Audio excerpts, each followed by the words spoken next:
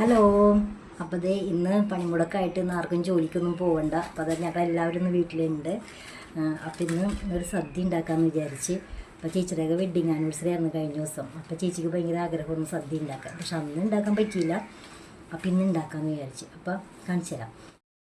സദ്യ എന്ന് പറഞ്ഞപ്പോൾ നിങ്ങൾ വിചാരിക്കും കുറേ കറിയൊക്കെ ഉള്ള വലിയ സദ്യയാണ്. അതൊന്നും അല്ല കേട്ടോ, ഒരു കുറച്ച് കറികളുള്ളൂ.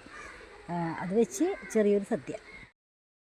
അപ്പം ഞാൻ വാഴയില പറിക്കാൻ വന്നേക്കേട്ടാ. വീട്ടിൽ വാഴയില്ല. അപ്പോൾ അമ്മായിയുടെയൊക്കെ വീട്ടിലുണ്ട്.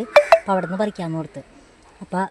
അപ്പോൾ നമ്മുടെ ഫുഡൊക്കെ റെഡി ആയിട്ടാ. അപ്പോൾ ചോറ്, പിന്നെ സാമ്പാർ, പിന്നെ അവിയൽ, പിന്നെ പൈനാപ്പിൾ കറി, മധുരക്കറി ഇല്ലേ പൈനാപ്പിളിൻ്റെ അത്, പിന്നെ ഒരു ഇഞ്ചിക്കറി, പപ്പടം, പിന്നെ ചാള വറുത്തത്